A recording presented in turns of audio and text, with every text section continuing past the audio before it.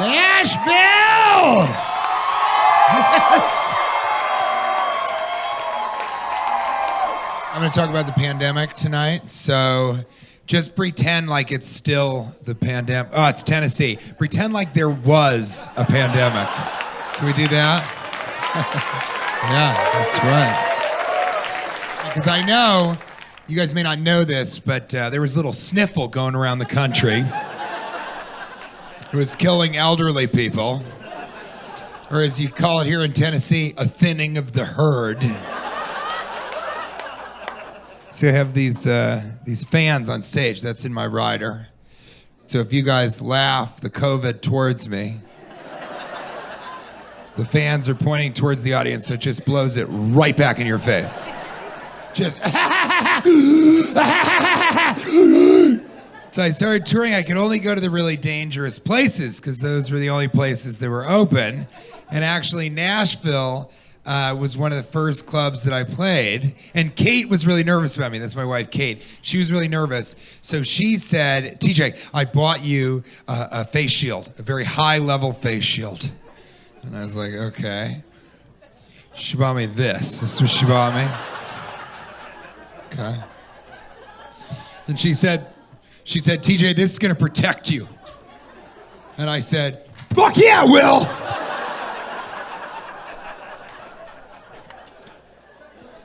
It's very important with a face shield of this caliber to do a lot of posing at the airport.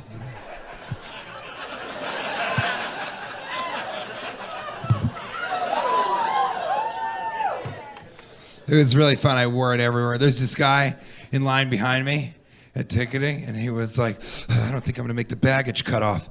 And I just turned to him and went, maybe I can help. You see, I'm from the future. It was so funny when I started touring, because everybody hated their life at the airport. It was such a terrible place to work, like in the throes of the pandemic. It was just awful. It would have been like if your job was to cram hundreds of people into a small space and tell them jokes. That would have been a bad job to have during the pandemic. But everybody there hated their life. So I went up to this guy at the information desk and I was like, do you know where the airline club is? And he goes, yeah. And I was like, is it my turn again?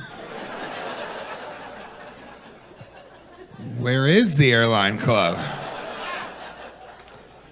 He goes, it's through that wall. It's just on the other side of that wall. So it's just through that wall. I couldn't help it. I was like, if anyone can do it, it's me!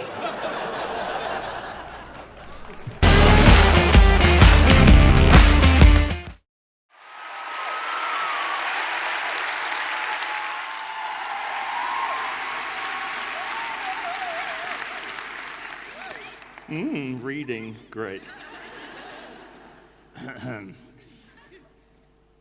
For your listening pleasure, I'm going to do it in the New Zealand accent. 27th of January 2004. Addressed to the New Zealand Police Infringement Bureau. PO Box 9147, Wellington, for future reference. Good morning.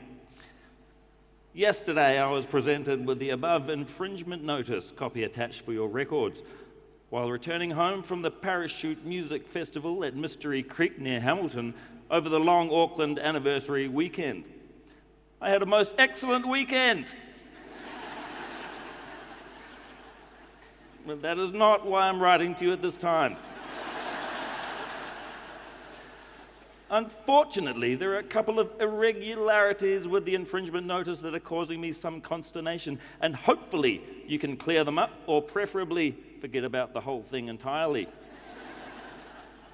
Firstly, the date of offence is listed as the 23rd of June 1974, with the time being at or around 6:30 in the evening. This is of grave concern to me because I was not issued a driver's license until sometime in 1990. And I have no desire to be charged with driving while not legally licensed. I do not have a clear recollection of very much at all before I was 3.5 years old, so I rang Mum.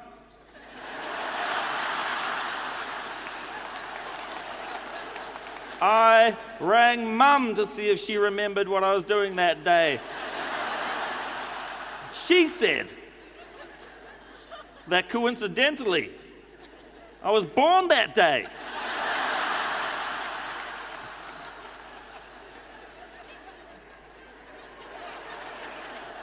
I know. Mum mentioned that I was born at around 5 o'clock in the evening on that day in Porirua, which is not far from Wellington. She also said Porirua was a bustling suburb of low-income people, young, who were trying to get ahead. Back in the 70s, people were coming to terms with oil shocks, high inflation, and wage freezes. But that's not important right now. For me to have traveled from Porirua to the foot of the Bombay Hills just out of Auckland by 6:30, I would have had to have crawled into the first car in the hospital parking lot and headed for Auckland at around 1,000 kilometers an hour.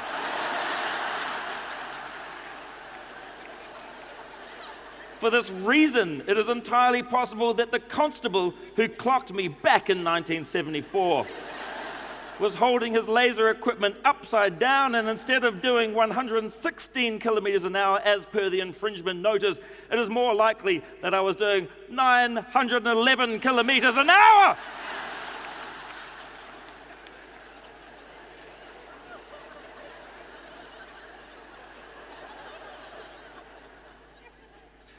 This is where it starts to get really strange.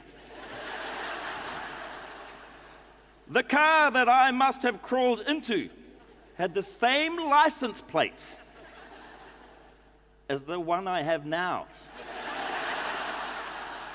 AEH 924, according to the infringement notice. However, my car is a dark grey Nissan Bluebird Triple S with dual cup holders, 1800 cc's of grunt, air conditioning, and electric windows. You will notice that a time travel option is not included on this model. So that rules out any Back to the Future issues, and the car I was driving back then could not have been the one I drive today. This is clarified by the infringement notice, which states that the vehicle was a Honda Saloon. How this relates to my Nissan Bluebird, I cannot fathom. I can only hypothesize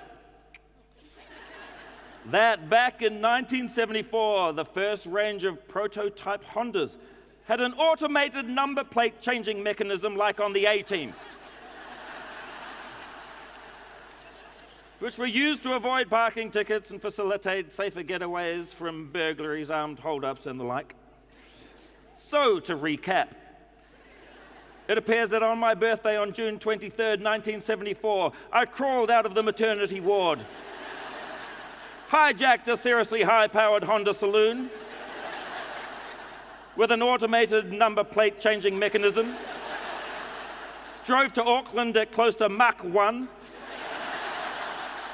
was pulled over approaching the Bombay Hills, and unwittingly changed the automated number plate changing mechanism to show the same number as a car I would own almost 30 years later. The chance of selecting the same number plate is a mere 1 in 308,915,776, so quite conceivable. I am currently residing at the address listed at the top of this letter.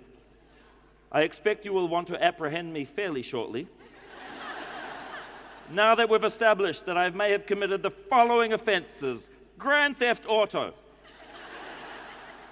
I probably stole the Honda, as my parents drove a white Ford Cortina at the stage. Driving without a license. Driving at a ludicrous speed using a motor vehicle. Evading the law using an automated number plate changing mechanism. If you could provide a clearer indication as to why the date of offense is the same as my birthday, and why the vehicle make and type bears no resemblance to the number plate listed on the infringement notice, it would be appreciated. Mind you, I wouldn't be too disappointed if we agreed to let this one go.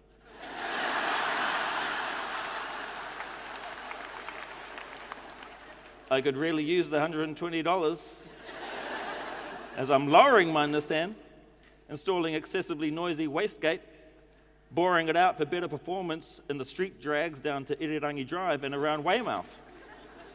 Thank you for considering my submission. I look forward to hearing from you. Regards, Justin Lee.